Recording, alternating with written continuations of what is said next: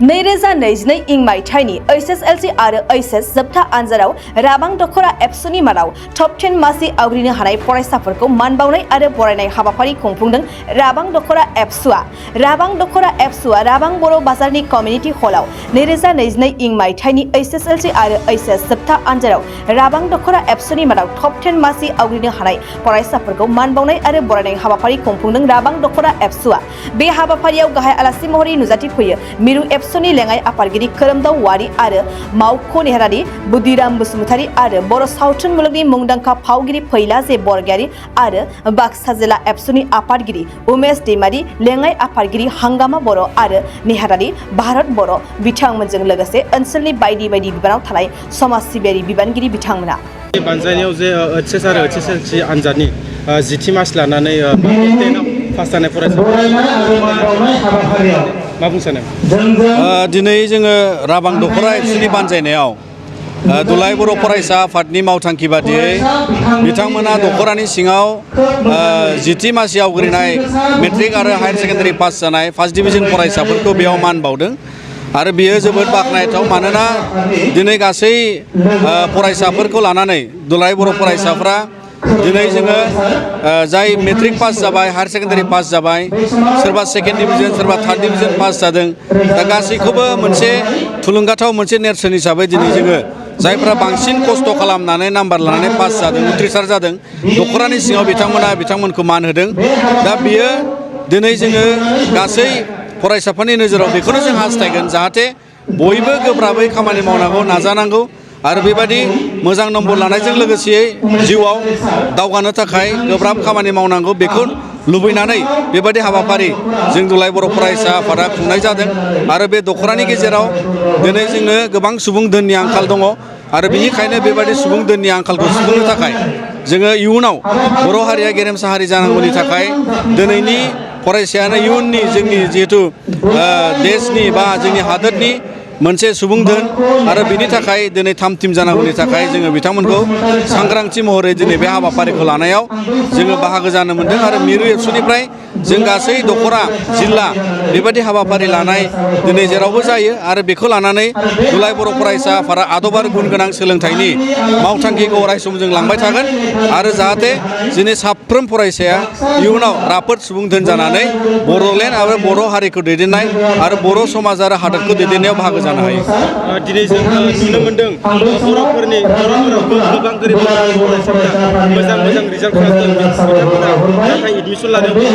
रांनि गोनांथियाव बिथांमोना एडमिसन लानायखौ दिनै गोबां फरायसाया मोजां रिजाल्ट खालामनो हादों आरो बिनि गेजेराव गोबां फरायसाया गोरिब न'खरनिफ्राय दङ। बे खौराङा जोंनि एबसुनिसिमबो फैयो। दा बेयाव जोङो हानायसेबां मदद खालामग्रा सुबुंफोरखौ खावलायनानै बिथांमोनखौ जों मदद खालामनो होयो आरो बेजों लोगोसे जोङो मिजिंथियो जे जाय जेसेबां फरायसाया प्रि मेट्रिक आरो पस्ट मेट्रिक स्कलारशिप STनि स्कलारशिप मोननांगौनि थाखाय जिबादि राहा लानांगौ जेरै स्कलारशिप मोनहोनांगौ आरो एप्लाइ खालामनाय प्रसेसआव दुलाराय बर' फरायसा आफादनिफ्राय जों अरायसम नोजोर लायो आरो जाहाथे बेबादि मोननांगौ फरायसाफ्रा आरो बेबादि रांखान्थि बिथिङाव खस्थ' मोननाय फरायसाफ्रा स्कलारशिप मोननो हायो। बेनि थाखाय दुलाराय बर' फरायसा आफादा जों खामानि मावलाङो आरो बेबादि सहाय मोनहोनो थाखाय जों जेसेबां सुबुंफोरनि अनसुंथाइजों बेबादि सहाय खालामनो हानाय फरायसा आरो सुबुंफोरा दिनैहाय जिहेतु जोंनि समाजाव दङ। दा बिथांमोना जोबोद बाख्नायथाव। गोबां स्कुलाव गोबां कलेजाव गोबाङानो गोबांखौ मदद होनाय जोंनि एबसुनि खावलायनायाव गोबां दङ। दा बेनिखायनो जोङो बेखौ अरायसम जों नाजालांगोन जाहाथे जोंनि समाजाव रांखान्थि जोथोना गामि न'खर समाजाव साबसिन जायो आरो जोंनि फरायसाफ्रा फरायलांनायाव जेबो खस्थ' मोना। जादोंदि दासिमबो बर' मिडियामनि स्कुलाव टिचारफोरा हाबफैदों बर' फरायसाफोरा सुबिदा मोनदों।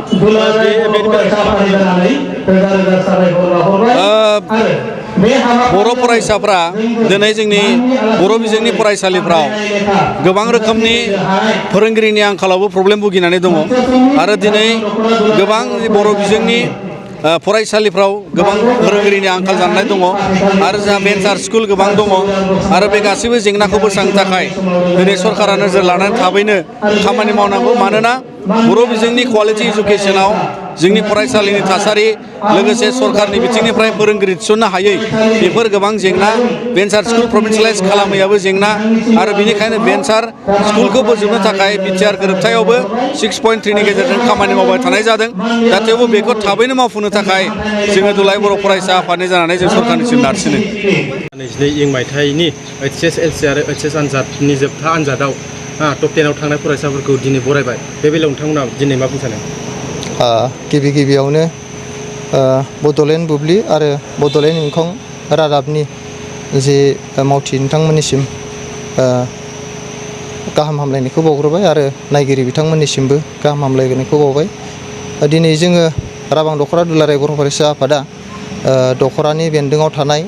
देग्लायनि मेट्रिक आरो हायार सेकेन्डारियाव जे सेथि थाखोआव उथ्रिसारनाय फरायसाफोर दा बिथांमोन फरायसाफोरखौ जायफोर बांसिन नम्बर लानानै उथ्रिसारदों जायफोरा डिस्टिंसन स्टार मोननानै उथ्रिसारदों बिथांमोनखौ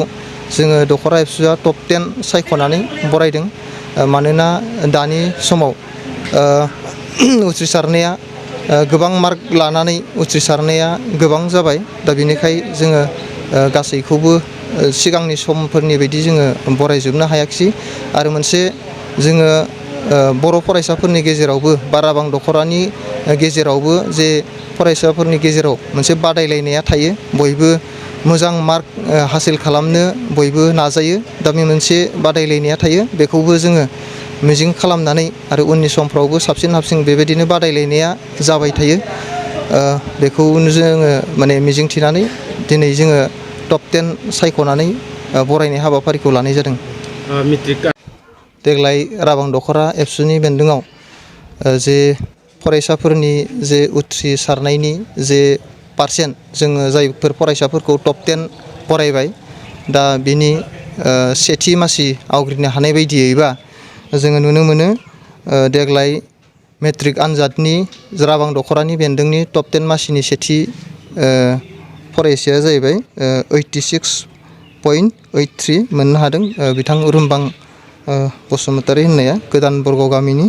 बेनि उनाव हायार सेकेन्डारि आनजादाव सासे फरायसाया टप हिसाबै सेथि मोननो हादों